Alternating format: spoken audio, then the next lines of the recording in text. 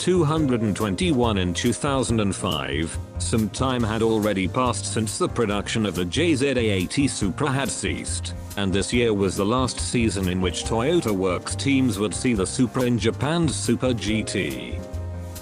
The 2004 season was a painful one for the Supra, in which the Nissan team had taken the championship from right underneath them. That is why the race-spec Supra for 2005 was subjected to repeated air tunnel testing to improve aerodynamics, as well as having its weight distribution further optimized, and introducing a stiffer rear section. The body and chassis of the car was thoroughly revised to go for the win. However, this caused a delay in the development, and there were only 3 2005 model cars entering the opening round of the season. The other 5 Supras in the opening round were hybrid machines based on the 2004 model, with updatable parts upgraded to the 2005 model spec. There were no major changes made to the 3UZ V8 engine, producing 473 bhp and 376.1 lb-ft of torque.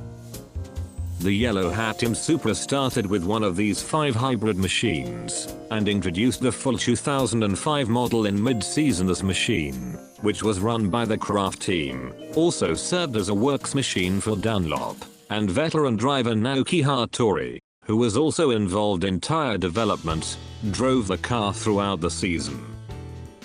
His co-driver was Shigekazu Wakisaka up until the 4th round, and Peter Dumbreck from round 5 to the final round.